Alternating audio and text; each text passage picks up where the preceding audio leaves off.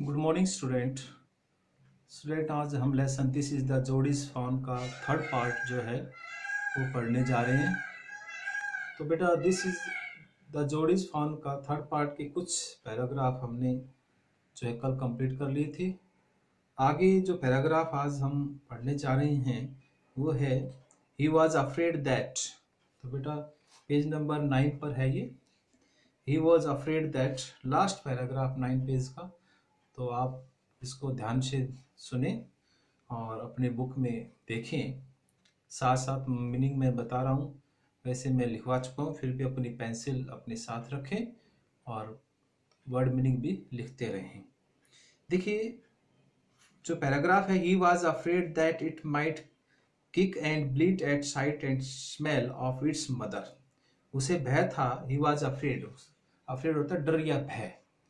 उसे डर था कि वह जो फाउन अपनी माँ को देखकर उसकी गंध पाकर वो क्या है, वो लात मार सकता था और मिमिया सकता था और आवाज कर सकता था। उसे भय था कि जो फाउन है अपनी माँ को देखकर और उसकी जो गंध पाकर लात मार सकता था और मिमिया सकता था। He secured the clearing and pushed his way into the thicket. वह साफ हुई भूमि के किनारे किनारे चला और जंगल में से अपना मार्ग बनाया। वह साफ हुई जो भूमि के किनारे किनारे चला और जंगल में अपना जो रास्ता बनाया। He was taking the clear. वह साफ हुई जगह में से चला and pushed his way into the thicket और जंगल में से अपना रास्ता बनाया। It was difficult to fight through which his burden, और उसे उठाकर जंगल में निकलना बहुत कठिन था। It mean कौन है या faun. It was difficult to fight through, यहाँ इसका मीन्स होता है उसको उठाकर ले जाना। With his burden, उसके बोझ को बहुत मुश्किल था। The fawn's legs caught in the bushes, और कहते हैं जो फाउन की टांगे झाड़ियों में उलझ रही थी।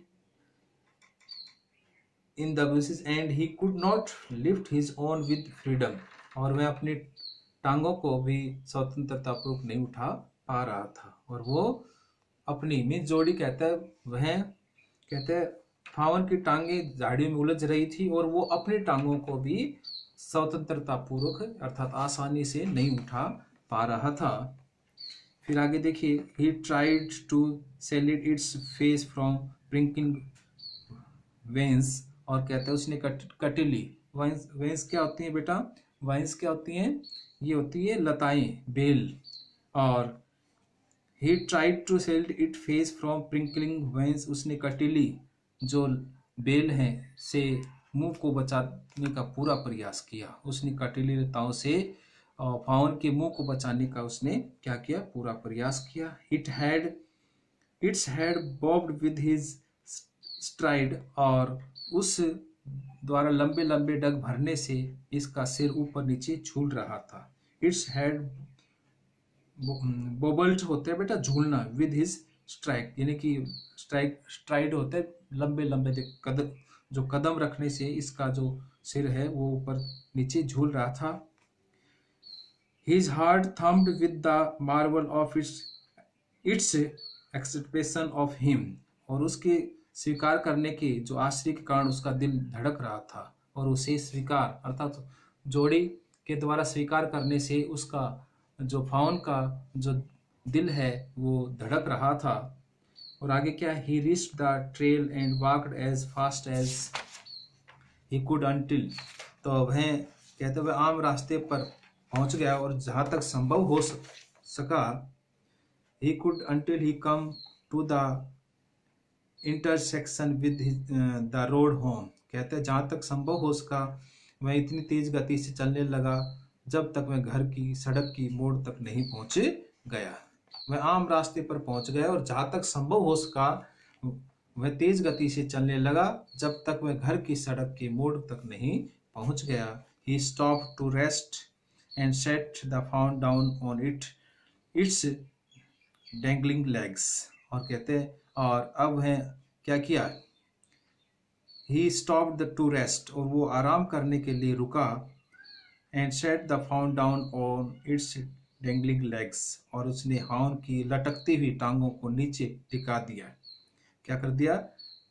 डेंगलिंग मीन्स लटकती हुई, लेग्स को नीचे रख दिया। इट वेवर्ड ऑन देम, और वह क्या कर रही थी? वो नीचे लटक रही थी। It looked at him and bleated, और वह अपने क्या कर रहा था? इट वेवर्ड ऑन देम, और वो अपनी टांगों को आगे पीछे ही जो है हिलाया। It looked at him and bleated, और उसने उसको और देखा और क्या किया?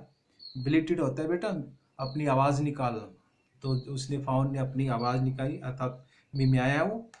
ही सैड अनचेंटेड, और उसने वशीभूत होकर कहा, I will carry you after I get my breath, मैं थोड़ा सांस लेने के बाद आपको उठा लूँगा। फिर क्या हुआ देखिए, he remembered his father saying that the fawn would follow it if it had first been carried. He remembered his father saying, उसको अपने पिता की कही हुई बात याद आई।